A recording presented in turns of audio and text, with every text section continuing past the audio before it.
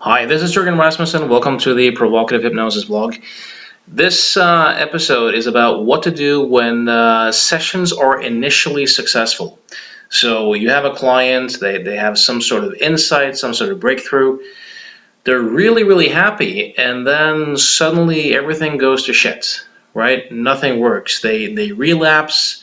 They're back into their own ways, old ways, and they may even claim that what you did with them that initially worked no longer works.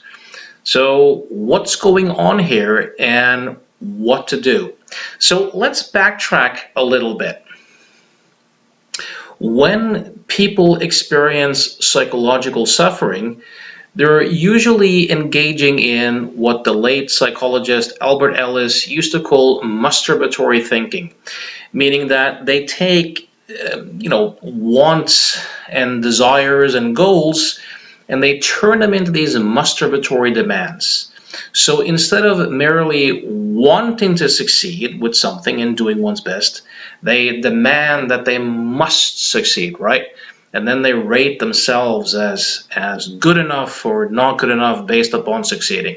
Or instead of merely preferring or wanting someone to respect them or to understand them, they turn that into a masturbatory demand by thinking that they need the approval and they need the respect.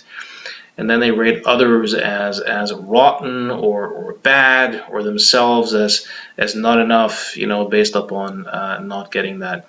Or instead of merely wanting or preferring the world to be in a particular way and doing their best to be part of it, they demand that the world live up to their own masturbatory demands. So this is fundamentally what's going on. You could say, and I got this definition from the meditation teacher Shinsen Young, that psychological suffering is thoughts and feelings multiplied by resistance. So it's the resistance, it's the damning, it's the masturbatory demand that I must not feel this way, I must not think this way. That's what keeps our experiences stuck and which generates psychological suffering for the most part.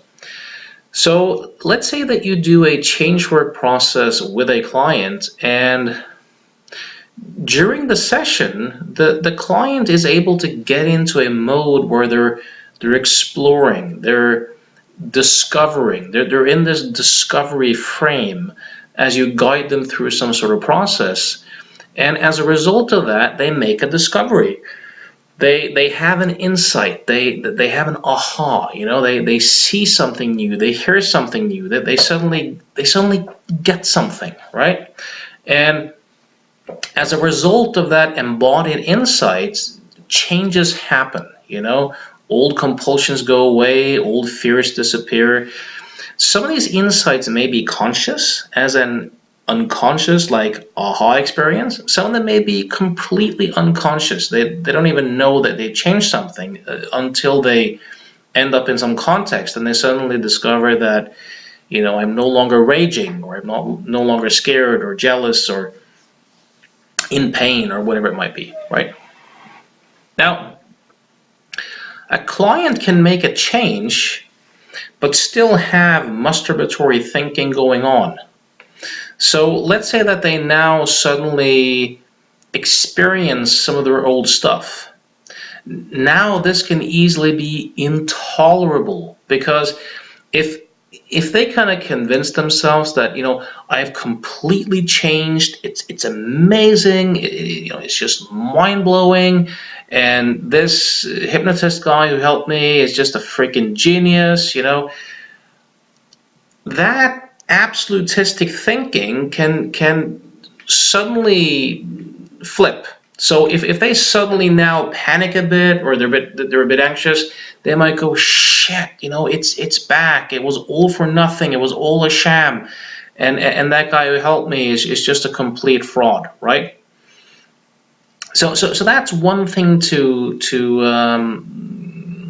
kind of watch out for. Now, during the particular session that you do with a client, let's say you do some sort of process with them, they may make a discovery. Remember, it's not the technique in of itself. Technique is just a tool, a learning context that you're creating to help someone make a discovery or to see something, right? Now, let's say that later on, they try to do the same technique, but nothing happens. So they say to you, the technique no longer works. Of course, the technique never worked, right? The technique no longer works. I'm doing the same stuff, but they're not.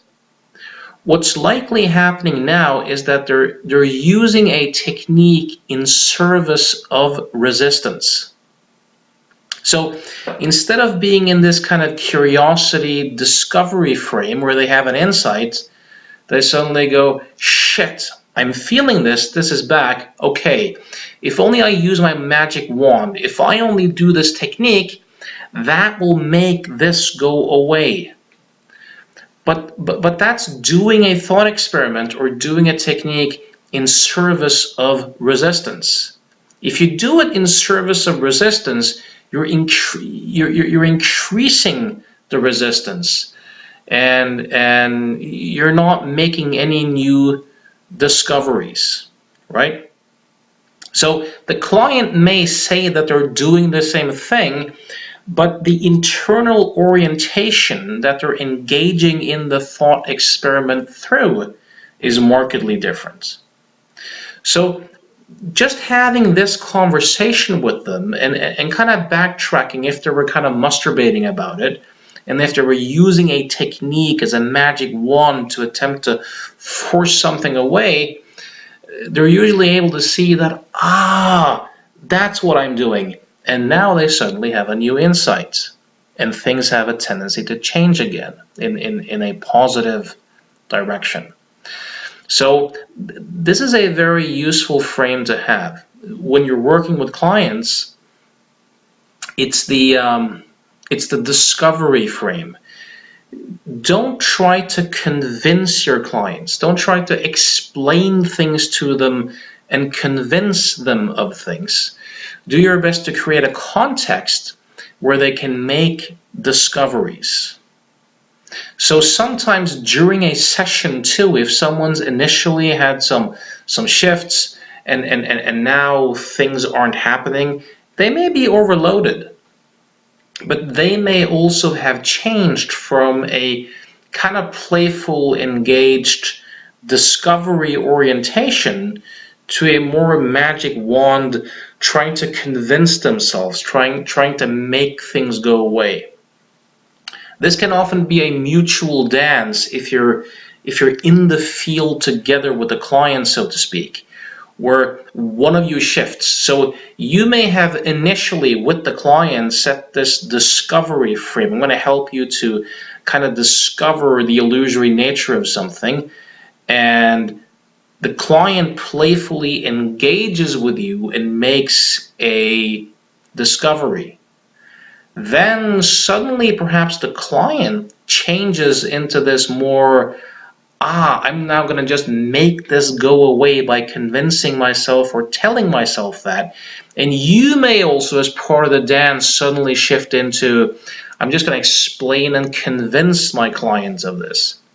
And to an outsider, to someone who wrote a transcript of the session, it could look as if you were both still doing the same, but you're not. You're having a very different orientation in how you engage in this mutual dance. So be aware of that. There's a distinction between trying to convince versus creating a context for discovery. So this is usually where it's at. All right. So I hope this was useful. Till next time. Thanks.